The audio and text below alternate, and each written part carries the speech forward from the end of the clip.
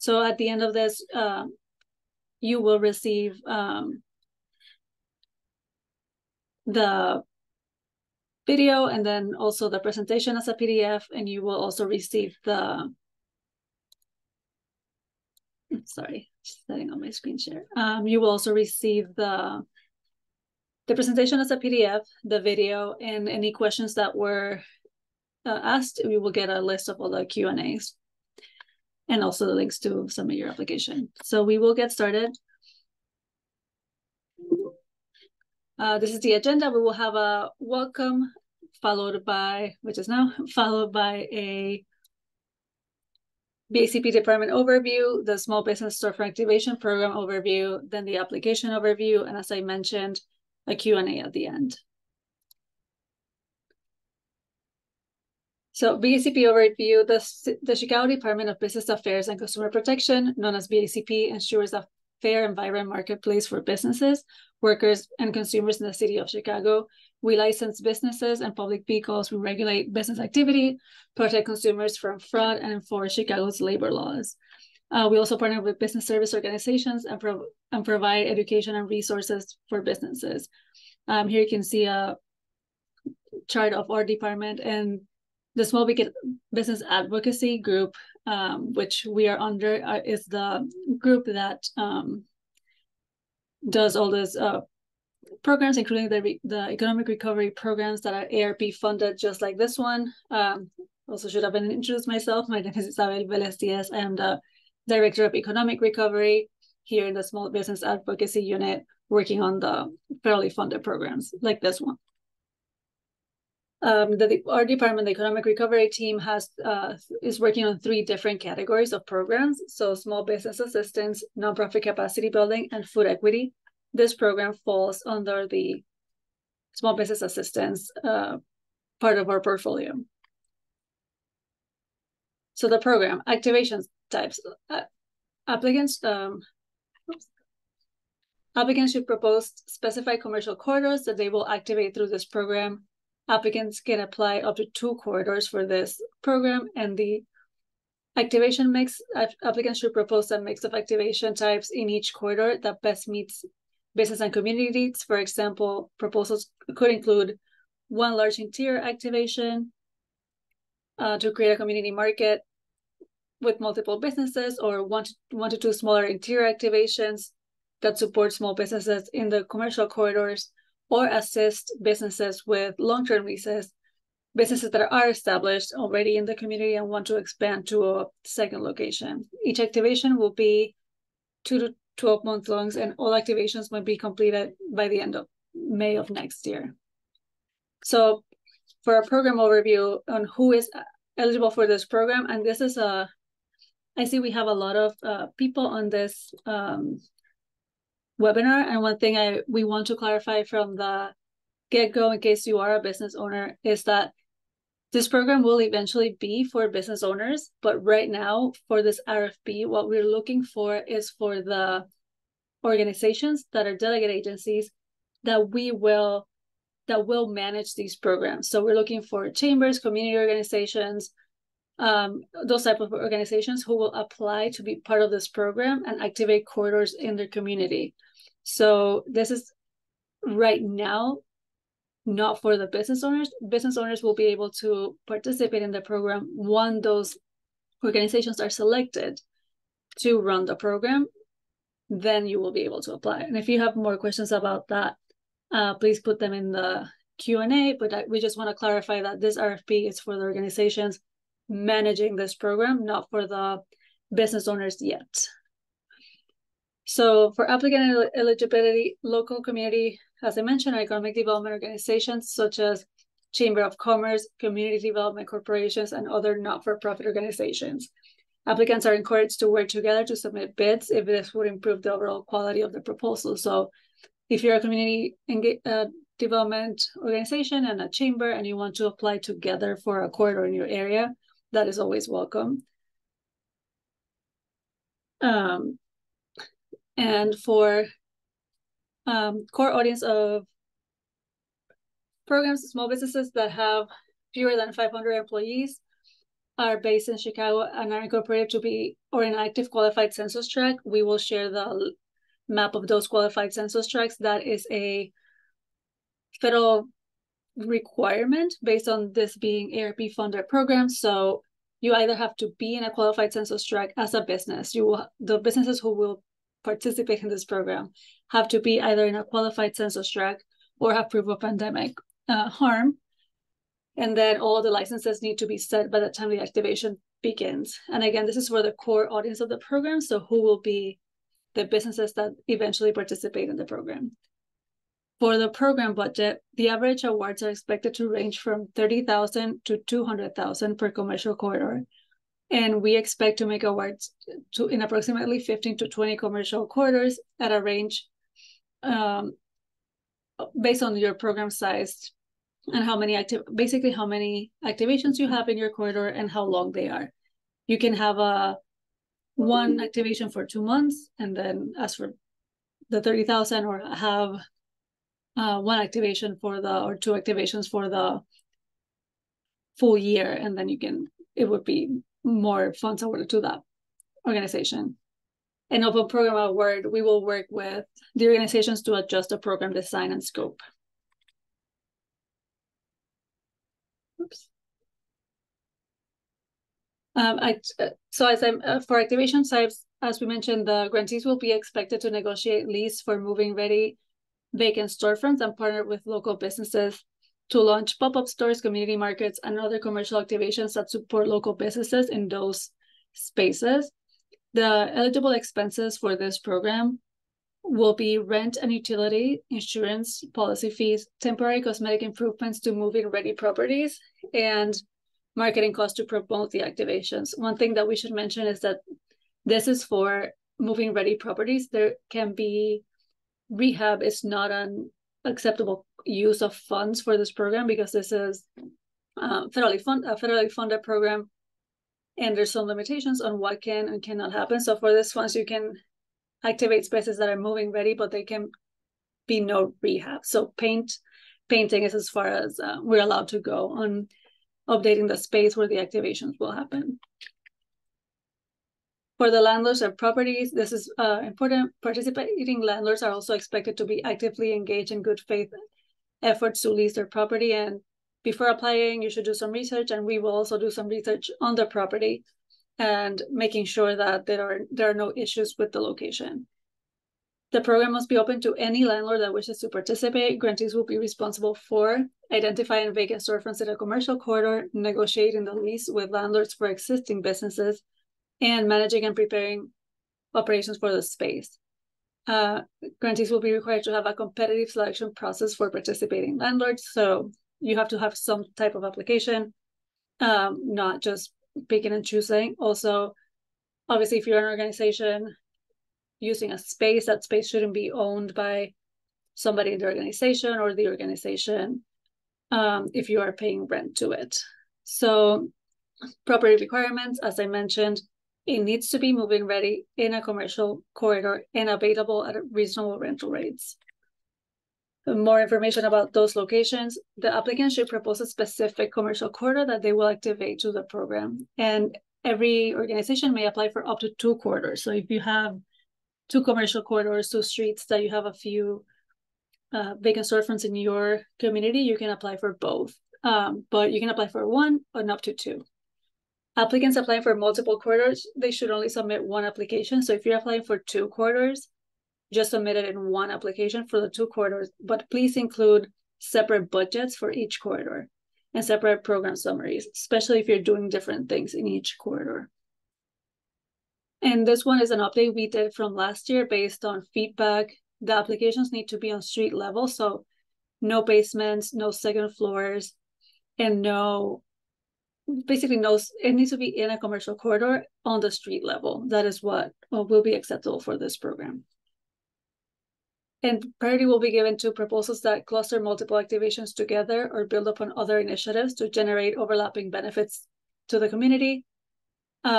So if you are submitting an application for a space that already has other thing going on that will increase that foot traffic to the space and to the businesses in it, that would also obviously be prioritized. Same as high traffic commercial corridors located on or near main intersections. So things that are already a little active that just need a little help because they have some vacancy. Those are ideal locations. For the small business eligibility, this is now who will be eventually able to participate in this program. So they need to meet small businesses with the federal government required. For the federal government, it means 500 employees or less, which is a pretty easy requirement.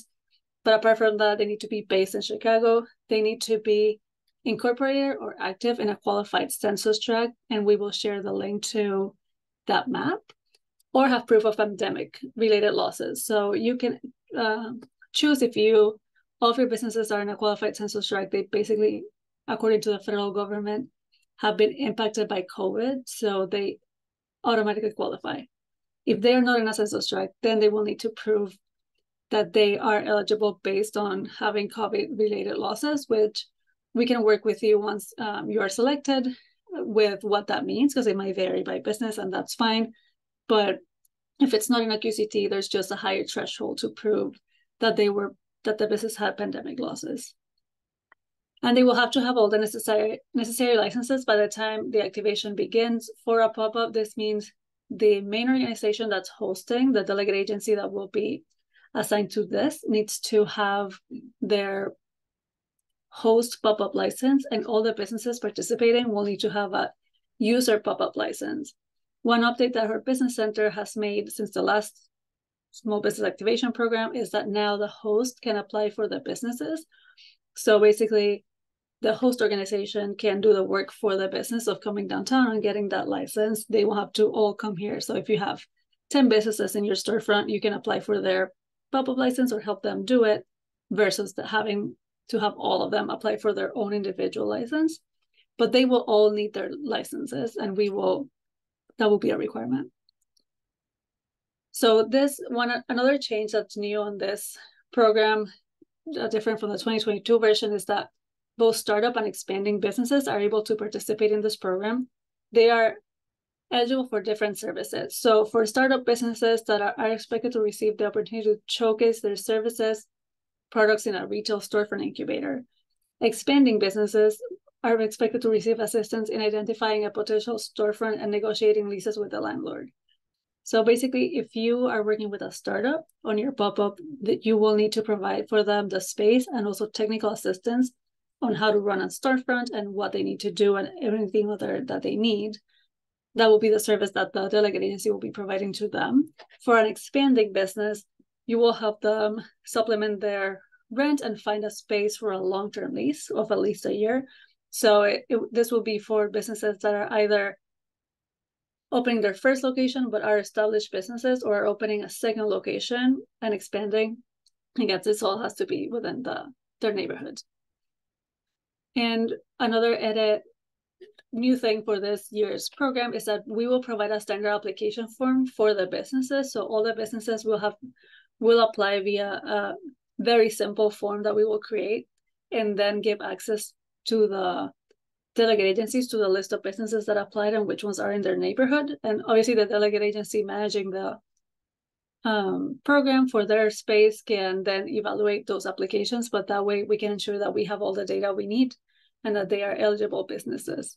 It actually will, because we're gathering a lot of information up front, it will reduce the amount of reporting that the organization will have to do at the end. For this type of small businesses, in general, applicants are free to propose any business that meets a community need. However, here's the list of not eligible businesses. As I mentioned, we'll share this, but it's the usual list of businesses that are not eligible for these funds. And in additional things, we will be providing priority to proposals that include youth programming, community-based events in their spaces, or placemaking efforts. So obviously we want the businesses that are in these storefronts to be successful, and we want these storefronts to be good for the community and for the neighborhood they are in. So we are allowing part of the budget to be spent on events and marketing to make sure that these spaces become community spaces and that they are well attended and there's a lot of traffic, so that the businesses actually benefit from their activations. program budget. So as I mentioned, it's up to $200,000 per commercial quarter for a term of 2 to 12 months. Here's a sample budget for a $100,000 budget for one small business pop-up for 12 months. So about 50% of the total would be on the activation itself. So rent for the storefront plus small temporary cosmetic improvements. About 15% for marketing and outreach. So 15,000 for that. Staff allocation, please make sure that you include all your staff that will be working on this program. So part-time program manager, for example, and events manager would be about 25% of the budget. We generally recommend up to 30% of staffing for this program. We realize that it is pretty staff intensive because you need to both organize the events and the pop-ups, but also provide that technical assistance to the businesses, so that all of that staffing should be included in the budget. And then indirect, we always recommend indirect. The maximum indirect is always 10%, and it is just a good way to have funds for all the things that come up that you might have not expected and that you will need funds for. So this is what sort of a budget template we think should look like. For the reporting requirements, and speaking of staff, please make sure to include your reporting staff and back office staff that will need to provide reports. That is sometimes missed, and we just want to make sure they're compensated for their work. So the selected delegate agency will be required to maintain requested data using our city-approved platform and submit reports of the number and type of activations, number of small businesses, long-term leases, types of technical assistance, hours of technical assistance too, those place-making efforts we mentioned, the program impact on the corridor, and then a post-program survey that we will help create, but that the businesses should fill out, and the summary of projected outcomes. Parts of lessons learned, and we also, as I mentioned, we're having the application, the city will create the application, so you will have less data to gather, but then we are asking for stories and things that help us understand the impact that the activations have in the community. That's not just numbers. Outcome tracking will be a crucial part of this program to measure the impact of the storefront activation program, and all reporting will be due within 30 days of the delegated agency's contract end date. So a month after you finish your activation, we should have all of your documents and reports. For record keeping, this is just general for all our ARP programs. So grantees are required to keep detailed records on cost in addition to any other record keeping required for compliance with federal requirements related to the American Rescue Plan and uniform guidance. Grantees will be required to gather information from the businesses to prove that they are eligible for these funds. This seems small, but it's very important because the federal government will audit all of the federal programs, and they do take funds back. So just please make sure that you have the record keeping in place so that you can prove that all these funds were used as they should, which we, the city, will check, but also the federal government might check in a few years. And they, as I mentioned, do take funds back. For your RFP submission, this will be the scoring criteria for program summary and implementation plan. That is 50 points. There are a few questions in this section, and we're obviously giving this the most amount of points because it's they're important. So you will have to, in this section, demonstrate the small business and corridor need, including the impact of COVID-19 on small businesses and commercial vacancies, the identification of vacant storefronts and landlords through a competitive and equitable selection process, or how you will do that, your organization's ability to provide technical assistance to startups, businesses trying to expand. So again, this is the very important part of this program, is not only providing the space for the organizations, but how will you help them succeed and hopefully open a storefront eventually. Marketing plan to promote activations and maximize benefits to participants. Plan on gathering and reporting the required programmatic data. A detailed timeline and ability to launch the activations by the desired date. This program will be live as soon as November, but if you plan to do a 6-month activation that starts next May, that is fine, but you need to specify how you'll start at the date you choose. It doesn't have to be all of them do not need to start November, as we understand that is a pretty short turnaround. Alignment with other city activities, including the Chicago Recovery Plan and community safety priorities. The second section is their organizational capacity and experience. This one is 20 points. We basically want to make sure that your organization is able to do everything that you're saying you will do in this RFP. So no outstanding issues with the IRS, compliance with board-approved bylaws and procedures. We will need copies of your organization's 3 last 990s, or really know your certificate of good standing. If your organization started a year or 2 years ago and you only have 2 and not the 3, please submit the certificates. One thing I always mention is that for your documents, that is how that question is scored. So if there's like 10 points for the 990s and you don't supply all of them, you won't get those points. So make sure that you submit all of your documents and all the required documents via the platform. Summary of any pending lawsuits.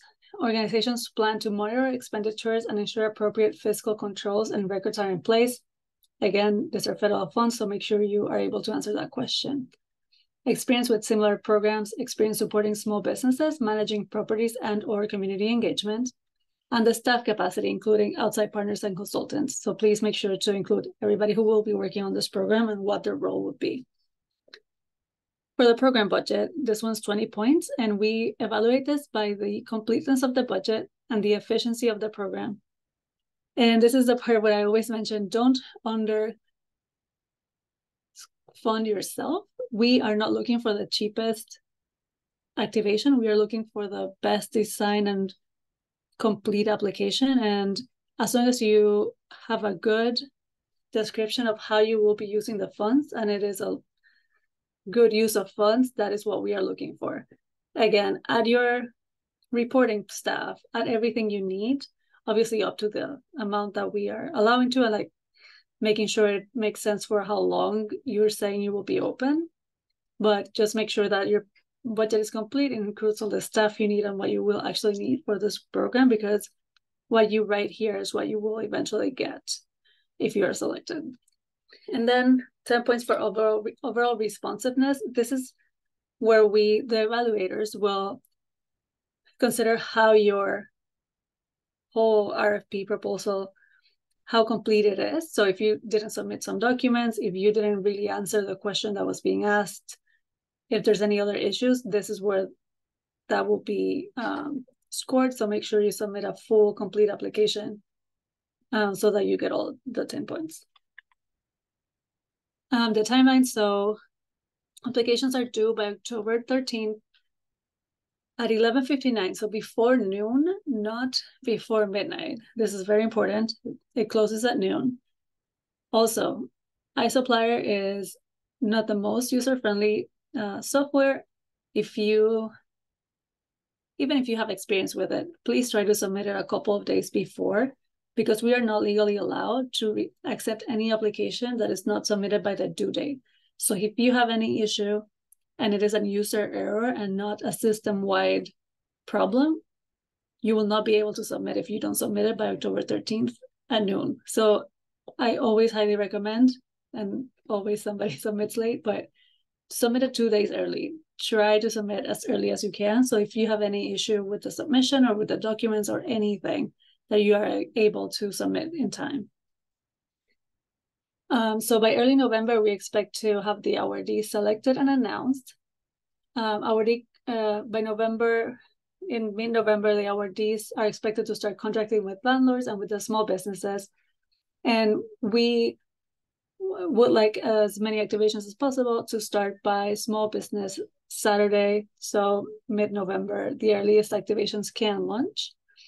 And then if you start later, activations can only be up to a year long. So the latest they can end is May 31st, 2025, if they start later in the year in 2024. All proposals received by the deadline, again, will undergo a technical review to determine whether all required components have been addressed and included. Proposals determined by BACP to be incomplete will not be considered. BACP reserves the right to waive irregularities that within its sole discretion BACP determines to be minor. If such irregularities are waived, similar irregularities in all proposal will be waived. So if we see any issue with a few proposals that we just remove a question or something like that because everybody answered something that wasn't what was being asked, we would do it for all of them. This very rarely happens. So as I mentioned, contract details, contracts are expected to start as early as November 15th. Each activation may be a minimum of 2 months, or as long as 12 months. The term includes time for preparation before activation start and additional time for reporting after activation ends. So make sure you include that in your proposal. No, at this time, no extensions of the program will be allowed. And how to apply. To complete an application for this RFP, you will need to set up an account on the e-procurement iSupplier system. Only one response and application may be submitted per iSupplier ID. So if you want to submit 2 applications, which we probably recommend you don't, but if you do, you will need 2 different user IDs. If you're new to the system, once you are in, you will need to search for the RFP using its ID, which is 9649. There is a toggle on the search button, on the search page. You need to select and click ID because what's automatically there is the name. So it might not show up. So make sure you're looking for the number ID and then use this number and it should show up. And then you can always email BACP Economic Recovery at cityofchicago.org if you have any questions. All right, and now the Q&A. So as I mentioned, if you have any questions, please ask them via the Q&A. We have a lot of questions already. We have 45, so we'll get through as many as we can. If I'm either not able to answer any of them, or if we run out of time, we will send the answers via email along with this video and the presentation.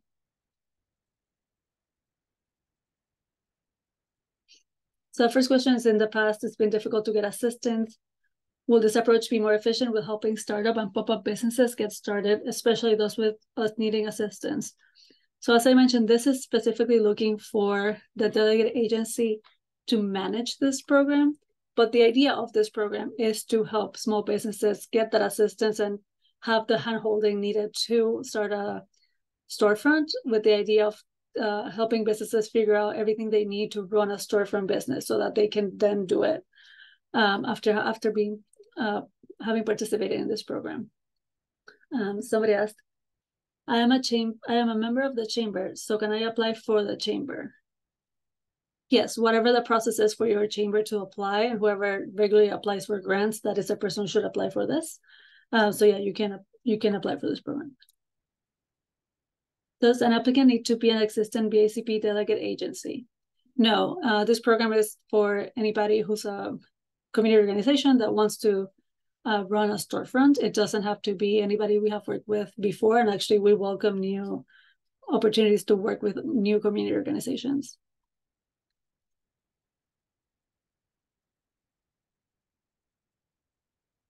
Can the list of participants on this call be released to be able to see where geographic coalition organizations can happen to put together a proposal for those seeking partners? I am not sure if we can still share the list of the names of the people who are on this call, but we will look into it and see. I'm not sure that based on the information that was asked to sign up for this Zoom meeting that you would have that information, because it's just a name and email. And so a lot of people use their personal emails, but we will look into it. And also you can, if you have a specific area that you are thinking of, we know different community organizations, so we can put you in contact with whoever from that area we know might be able to apply with you. The news said for small businesses, how long will small businesses have to wait to apply? So for the small business to apply, we have to first select who will run the program, which is what this is. But as I mentioned, we are hoping to start as soon as November. Thank you for clarification. Could you please add, for business owners and other non-agencies, we suggest you reach out to BACP agency partners? Okay, I think this is just a comment, but thank you, Rhonda. Is there a full list of corridors anywhere? No, I mean, probably corridor is just any street where there's a lot of businesses already on that street, or some businesses. So there's no specific definition of commercial corridors that we have a list for. It's just any corridor in a neighborhood that is where commercial activity happens.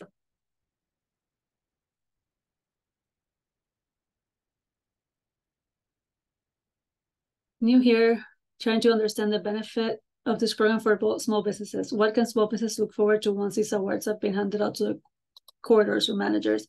That's a really good question. So once the corridor manager have, this program is for businesses. We're just looking for somebody to manage the program, but the beneficiary will be businesses. So the business, an early stage business who has never had a storefront before, will get up to from 2 months to 12 months of free rent. So the business will be in the space of the storefront without paying rent. And they will also be provided with the support and technical assistance of setting it up, buying, renting out furniture or something, whatever they need to manage that storefront, as well as help getting their licensing or any technical assistance that they need to run that, to be able to run that storefront. And the hope is that after they've done that, they will be in a better position to go open their own long-term storefronts.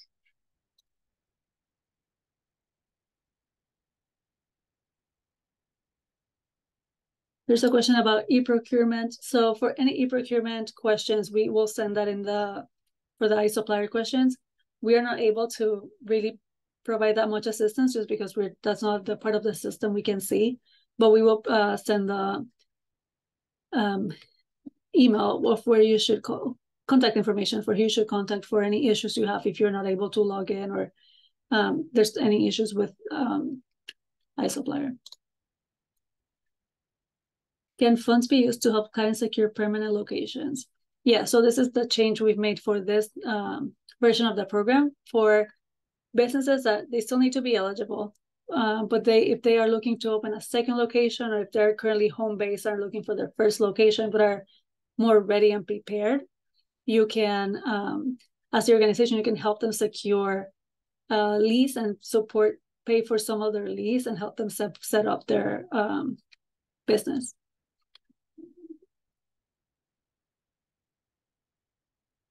Will the city provide a list of the vacant storefronts that are available? Are we searching for them? So you should search for them. We are looking for organizations that have connections and knowledge of their own community. So this is something that the organizations should know and work with existing landlords and know where in their community there are spaces that could work for this program. Do the RFP and funding apply together?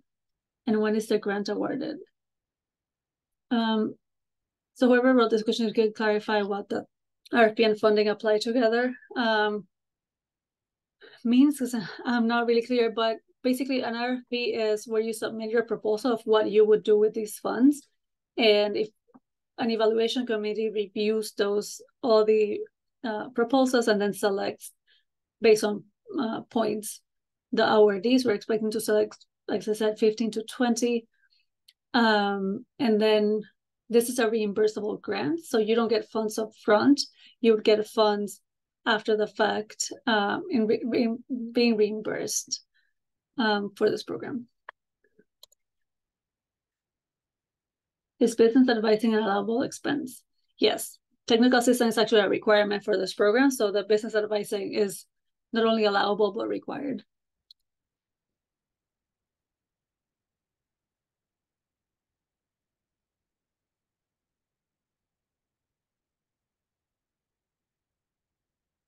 There's a question about how we can be guaranteed that the organizations will work fairly with all businesses to help us succeed.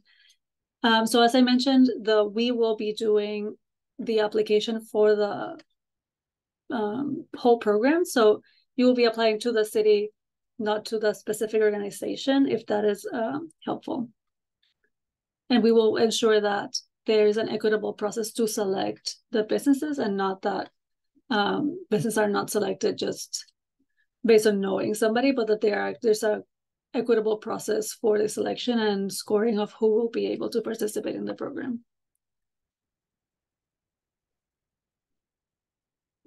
When will businesses be eligible for this program? As early as end of November. Will you be providing a copy of the presentation? Yes.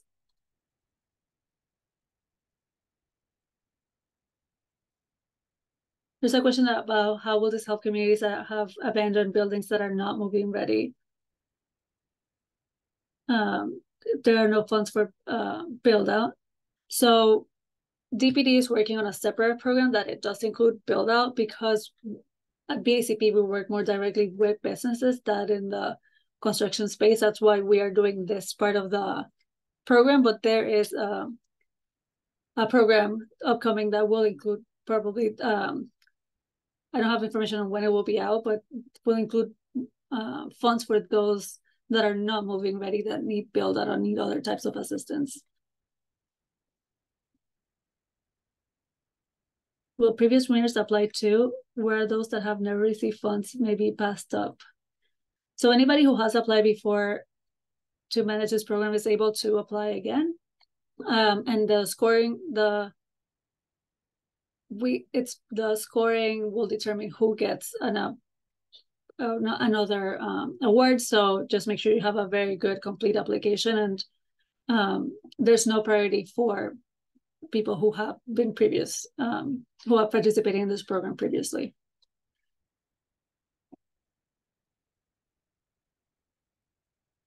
There's a question about pop-up licenses. I have a pop-up license for my personal. Would I have to get another one for the organization? Because I have tried to get one for the organization. This one seems pretty specific. So you will need a pop-up license for the host organization. If you're applying as a chamber of commerce or a community development organization, you will need a host license for that organization. If you're a business, you will need a user license. That user license may be for personal or for your business. But if you have any specific questions about your licensing, also you will need a specific license, I think, for this. But you can email our BACP Economic Recovery email, and we will forward you the more specific information. If our organization is a not-for-profit, but we do not officially have a 501c3 or C6 legal status, are we still able to apply? Yes. It will depend on what how ready your organization is to apply, but if you're not for profit, you should be able to apply as long as you have all the required documents. Do the aldermen in this area have to approve these pop-ups? No, because this is our federal funds and it's a federal program. The pop-ups are basically selected based on the responses that we get and the scoring of those responses. So no elected officials are able to review the applications. If you have been in business for years but never had a storefront, do you still qualify as a pop-up? Yeah, if you would, the pop-up is more for early stage businesses, but if this is the first time you're doing a pop-up, you would be able to apply. Or if you've never had a storefront and tried to start a storefront, you would qualify. May you explain what are placemaking efforts? This was listed as a priority area. Sure. So for placemaking efforts, we mean having the space be a space for the community and making sure that there are maybe events or something where people are having apart from the businesses, having other things where people might come to the area. We just want to make sure that it is a place where people want to be and where that is a benefit to the community, so that the businesses that are in those pop-ups have the traffic from people coming in and out of the space. Explain these pop-up licenses for startup businesses. Sure, so we can send a link to the pop-up licenses procedure, which is in our business center, but basically for pop-up events in the city, you need to get a pop-up license. If you are the host, so you have a space where you want to host a pop-up, you need to get a host license. And then the businesses that will be in that pop-up need to get a tied user license. Each of them need to. I also live in the community. Part of my build-out is a free community room. I am also part of a community organization. I'm just not sure how this helped me or can really help a community like mine. If you can clarify that question. So this is specifically for vacant storefronts and helping businesses go into those storefronts. So if you're a community organization, you could apply if you in your community know of places that could benefit from this. Can you elect to not claim indirect costs for this grant? Yeah, you can always elect not to claim indirect costs. We just always recommend it because there's things that come up in back office, things that you might not think about, like reporting, time, things like that, that it is useful, but it's not at all required. Can you share the budget sheet again? Yeah, we will share the whole presentation. I can go back to it, but we have a few questions, so we will share that with you via email. Are staff members of the organization allowed to participate in the storefront activation with their business? So that is probably a conflict of interest. We can check on this question to provide you a better response, but I doubt it. Can you please repeat the budget breakdown? Yes, we will share it via email. And again, that is just a suggested budget. You can have a different budget. To be clear, the funding is aimed at temporary pop-up locations, not getting permanent locations. It is both. So for startups, the idea is pop-ups where they can learn how to have a storefront, and you can lease it up to 12 months, which is also a change from last year because landlords are more likely to allow you to rent for a year. But for existing businesses that are trying to open a new location, you can also help with technical assistance and supplementing their rent to help them open that space. Is there grant reimbursement? Also, may you ask for the startup funding EA 25% upfront of the reimbursement? No, so this is it is reimbursable, and they will be, there's no upfront funds that you can get.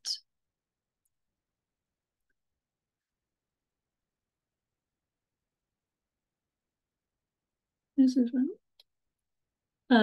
So somebody provided a specific issue they are having with a restaurant currently closed and landlord will not sign a permit. Would this probably be able to assist with me with a new current location? So again, this is for the delegate agency. So it will depend on what area you're in and if somebody from your area applies. But if you, Michael Chapman, if you can email us more specific details, we can look into your specific situation. Can you apply for this if you want to open an entertainment lounge? So this is for the delegate agency, again, not for the individual businesses. It would need to be an existing business, so I doubt there's an entertainment lounge that wants to open a second location. In that case, it's more for retail than what that would be. Also, there's a list of ineligible businesses that I share and will reshare via email. How quickly will this launch? Pop-ups for small businesses with crafts for the holiday season was an idea, but if this isn't going to happen until next year, then that isn't something we will list.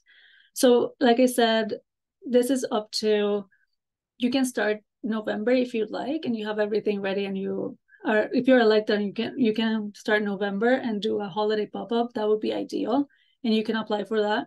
If you want to start it later and start next year, you can also do that. So it is up to you and your proposal, but the earliest this will start is mid-November for the holiday season. So you can include that if you'd like.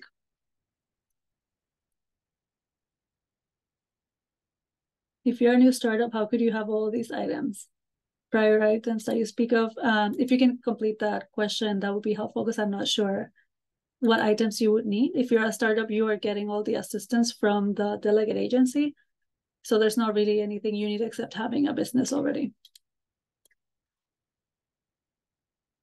Is this the last session of this program? Probably, unless it is funded with different funds. So this is still part of our economic recovery programs that are fairly funded for federal funds that end at the end of 2024 and need to be allocated by the end of 2024 and spent by the end of 26.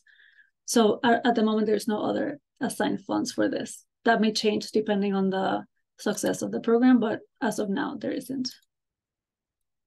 What is the software used? I am guessing, I'm not sure used for what, so if somebody can reply to that question. If you're asking for where to apply for the RFPs or via iSupplier, and we will share that link in the email. Small business able to apply by October 13, 2023. No, so the small businesses are not applying at this point, as I mentioned. This is for the delegate agencies, organizations that will manage this program. Small businesses will apply once they are selected.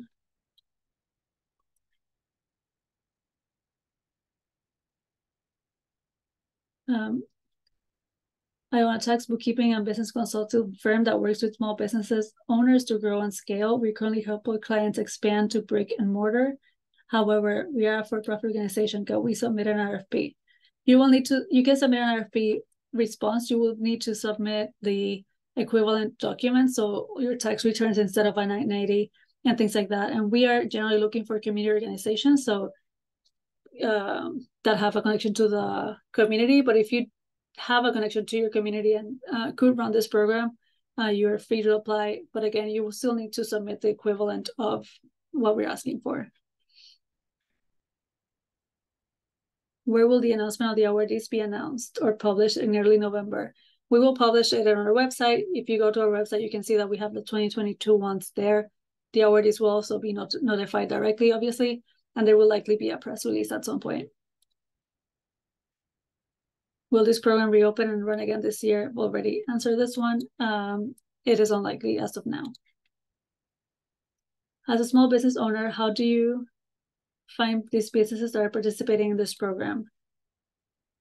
So we will list, once businesses are selected, we will list out those businesses in our webpage. But if you are looking to apply to participate, we will have an application also on our website that you will be able to apply through. So keep checking on that.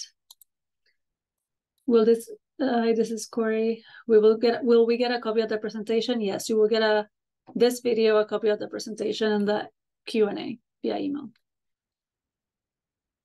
If you're a small business, when will the application start? November. The earliest, late November.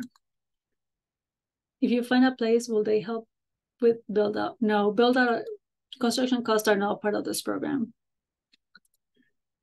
Will you send a recording of these and notes from this Zoom? Yes.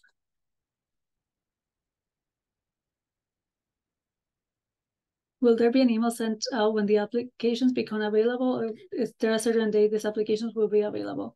So likely early November, late November, but we can send an email out to whoever was on the Zoom, as we know there's a lot of business owners that are more interested on when this will be will open. Are there specific targeted zip codes? So it's not by zip code, it's by qualified census tracts, because that's what the federal government requires. We will share a link of where those are. Apart from that, that's for the businesses, not for the storefronts themselves. So you can have a storefront in an area that's not a QCT, but you will need to have businesses from a QCT or that can prove that they suffered pandemic harm. Where can we find the awardees from 2022? On our website, and we will share that. We can share that link on the email. When will this RFP open up to businesses? So again, this RFP is not for businesses. The program itself will open in early November with a very simple application that's not similar to this RFP. Can you give an example of what other quarters have done? Sure. So we had 17 different ones for last year. It varied. So we had some quarters that had 6-month activations in a vacant storefront when they bought. It was like a market, so there were 4 or 5 businesses in one space. There's some that only had one business. We also had one downtown in a vacant, pretty big store that had a lot of. It was a shorter market because it was only for the holidays. It really varies, and what I most highly recommend is just make sure that you can explain on your RFP response why your proposal is best for your neighborhood or your community, because that's the most important part. It needs to make sense for where you're doing it. Can you please screen share or screenshot where to find the RFP on the procurement website? We will share that information via email.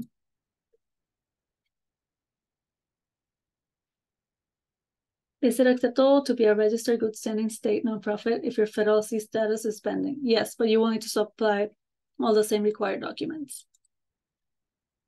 Where will there be a list of locations that we can reach out to as a business owner? Yeah, we will, as soon as we have selected everybody, we will share who we have selected. But apart from that, we will share the application so you can apply.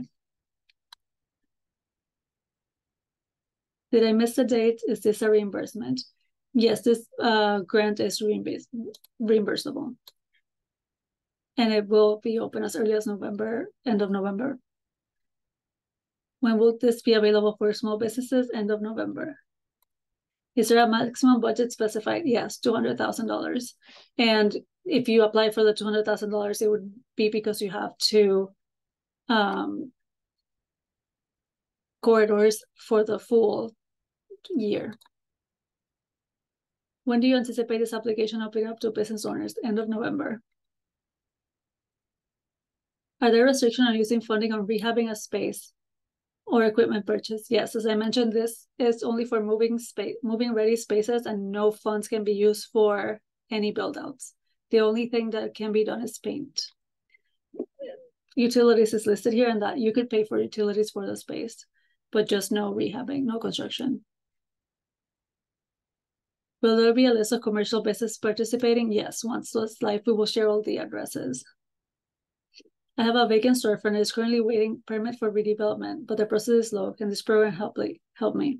I think this will depend on your specific location, but if it is ready for a business to move in with and has permits for that, then yes.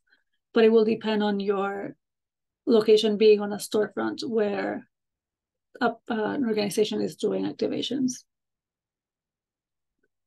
Does this fund apply to apparel companies as well? So again, this is not for businesses. This is specifically for the organizations that will run it, but apparel companies will be able to participate once that's open. Can we host a business with food activities or nail activities? I believe so. Just they will need to have all the required permits. Food is a little harder for pop-ups just because the threshold for the permit is a little higher. But if you have a moving ready space that is ready for a food vendor to be in it, then yes. And nail activities I will check on because there's some weird regulation around that. But we will check and answer via email. Can you apply with a fiscal sponsor as a nonprofit? Yes. Can we work with an existing storefront? So it needs to be vacant. This is specifically to activate spaces that are vacant. So if there's something already open, that wouldn't qualify for this. Just to clarify, among small business owners, are small business needing to wait the application process while the community organizations complete this process? How will we know when they have completed? Yeah. So yes, this is the RFP that's live right now is not for businesses, it's for the organizations managing the program. Once we have selected them by end of this month, we will announce who they are, and then we will open the application for businesses to participate. And we will share with everybody who signed up to this conference who those are. How does a small business apply to the organizations? We will share that application. How and where will be the awardees be announced? On our webpage, and also will be a press release, but you can check on our webpage for those.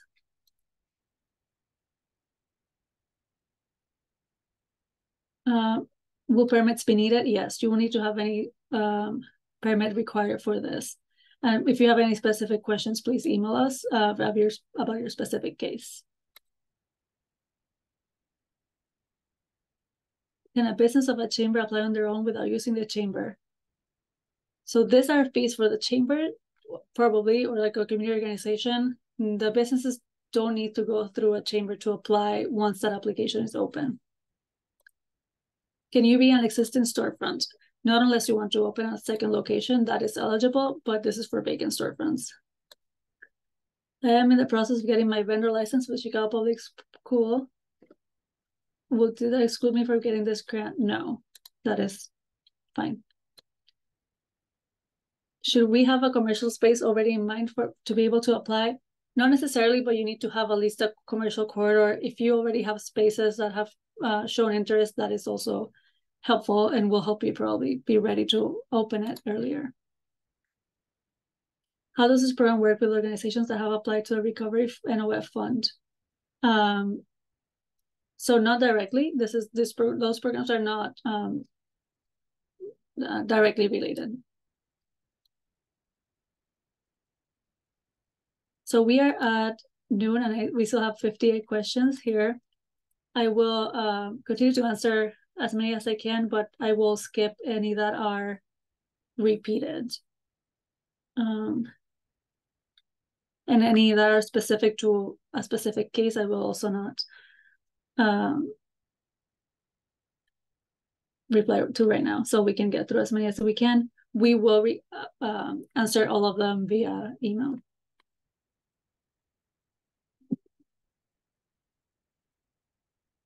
As I mentioned, the recording will be available, and so will the questions.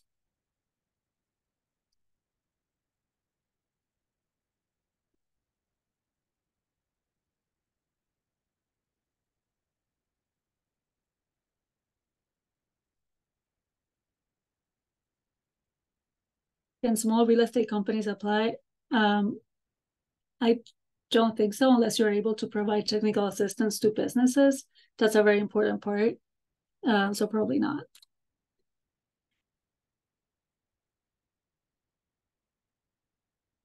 We're building out a vacant storefront with a recovery grant award. Can we apply for this grant to provide funds for an operator to come into a space once completed?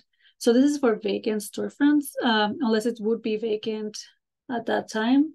I think it would be depend on the specific case. And also one important thing is that this needs to include technical assistance. So you need to either work with somebody who knows how to provide business coaching to provide the full services required on this program. Is the funding will cover part-time program manager and events manager? Yes. Not the full, probably not the full salary, but it will cover whatever time they spend working on this program.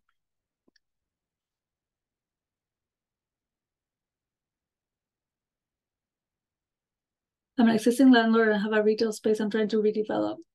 My permit is in process. Can this program help me anyway? It will depend on when your permit is done. You will need to have all the required permits to be able to participate.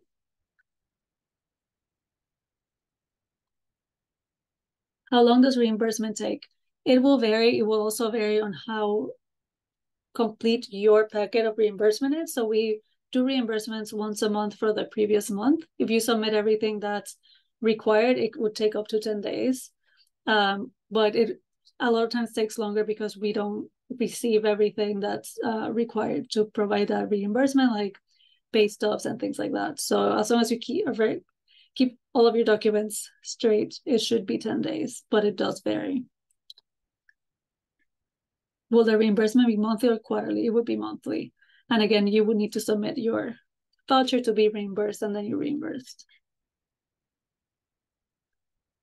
Is the reimbursement 100%? And do you have banks involved that will help pay for the work until reimbursement? So we don't have banks involved. As I said, this is not really a construction project, so you would only be paying rent on your own staff. So that's why it's reimbursable. But it is 100% of what's on your budget.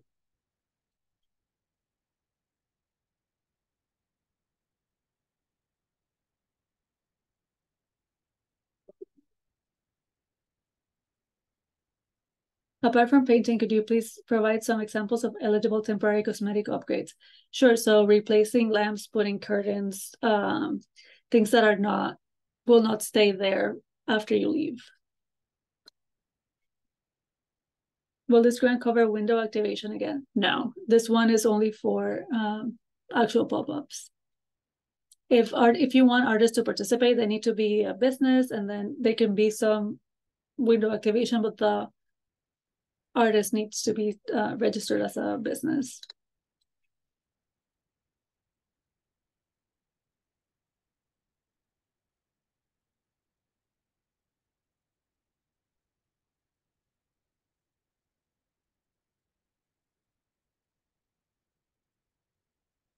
This is not a rent program. There's a question about rent assistance. No, this will not qualify for rent assistance apart from businesses opening a second location in a vacant storefront.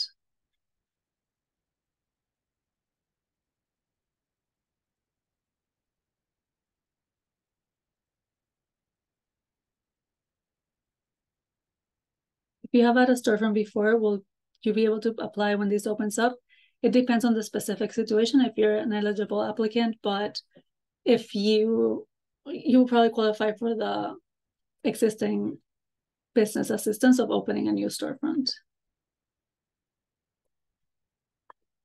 For small businesses that will eventually benefit from this, what can I, as the small business owner, do to better position myself to eventually benefit from this? That's a great question. I think just look out for when that application is out and make sure you have already some sort of proof of loss of revenue. So if you have tax returns from 20 and 20 or 19 and 20, things like that can show you lost revenue for COVID because it is a COVID program, or that you're in a QCT, you can check that site, which we will send.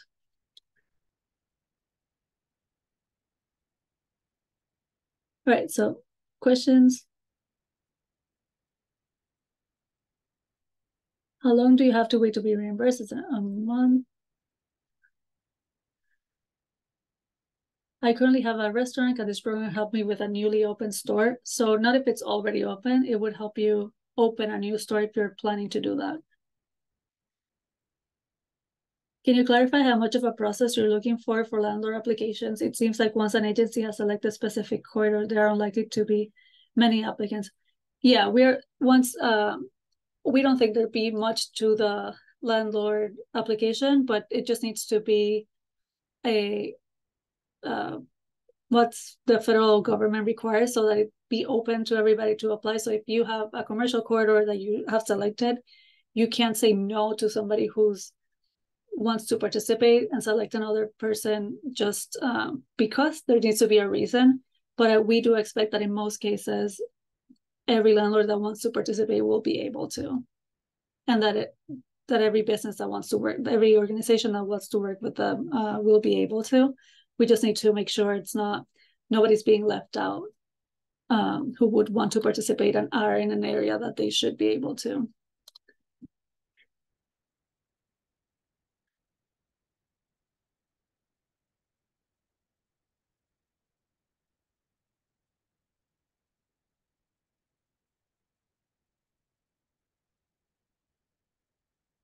There are a lot of questions for the applications, but then we'll send that out.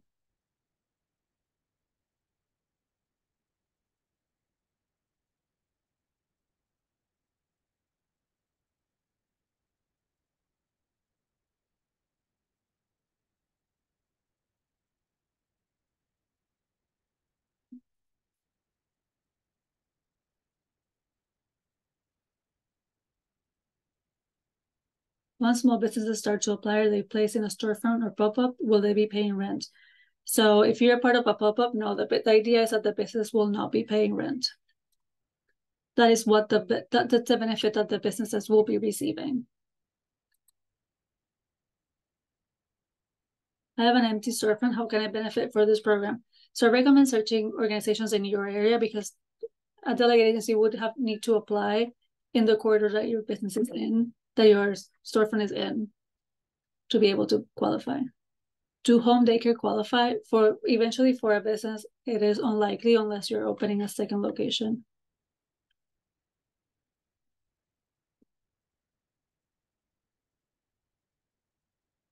All right, yes, this will be available. So all the questions that are still in there, I've answered before, so we will send that in the email that we will be sending out with, again, this recording, the Q&A, the PDF to the presentation and the links that I've mentioned before. If you have any questions, you can email BACP Economic Recovery at cityofchicago.org. Sorry. And we will also share that on the email, because that email will be coming from that email. You can just reply directly to it. And thank you again for joining. I know we're a little over time, so thanks for everybody that stuck around.